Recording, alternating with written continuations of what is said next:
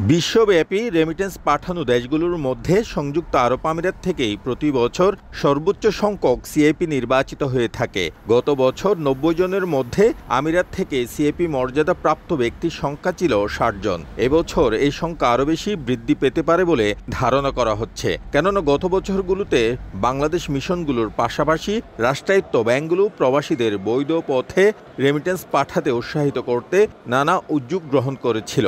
ফলে প্রবাসীরা অনুপ্রাণিত হয়ে সঠিক পথে রেমিটেন্স পাঠানোর প্রতি আরও বেশি উদ্যমী হয়েছে বলে জানান সংশ্লিষ্টরা। প্রবাসীরা যদি সুন্দরভাবে দেশে যাওয়া আসা করতে পারে, ওদের পরিবারকে যদি সরকারে ওইরকম প্রটেক্ট করে, তাহলে এইরকম হয়রানি যদি না হয়, তাহলে অবশ্যই প্রবাসীরা আরো উৎসাহিত হবে রেমিটেন্স পাঠানোর জন্য।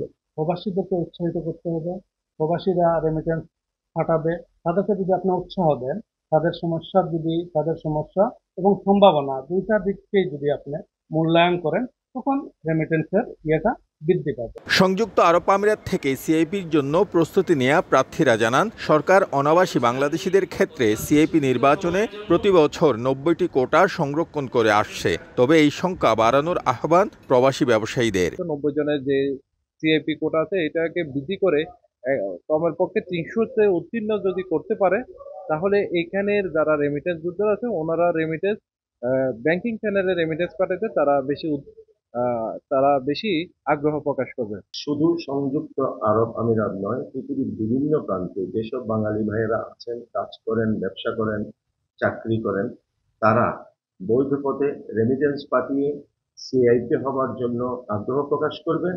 তাতে করে বাংলাদেশের অর্থনীতি আরো সমৃদ্ধ হবে বলে আমি বিশ্বাস করি। এদিকে জুলাই বিপ্লবে শহীদদের আত্মত্যাগের প্রতি সম্মান জানিয়ে ১৬ জুলাই থেকে ১৬ আগস্ট পর্যন্ত রেমিটেন্স সেবা মাস ঘোষণা করেছে বাংলাদেশের রাষ্ট্রায়ত্ত জনতা ব্যাংক। সাধারণ শ্রমিক যারা ১ থেকে ১৫০০ দিরহাম পর্যন্ত রেমিটেন্স পাঠাবে, তাদের ক্ষেত্রে চার্জ সম্পূর্ণরূপে মওকুফ করা হয়েছে। আমরা বিভিন্ন সময়ে বিভিন্ন রকমের সেবা সুবিধা বা বিশেষ প্রণোদনা দিয়ে প্রবাসীদের সামনে হাজির হই এবং হয়ে থাকি।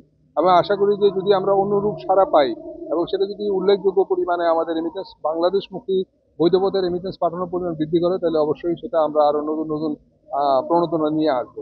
বাংলাদেশিরা জানান, সংকটকালীন মুহূর্তে সরকারকে রেমিটেন্সের উপর নির্ভর করতে হয়, তাই রেমিটেন্স সৈনিকদের প্রতি আরও যত্নবান হওয়ার আহ্বান প্রবাসীদের। শিবলি আল সাদিক, সময় সংবাদ, সংযুক্ত আরব আমিরাত।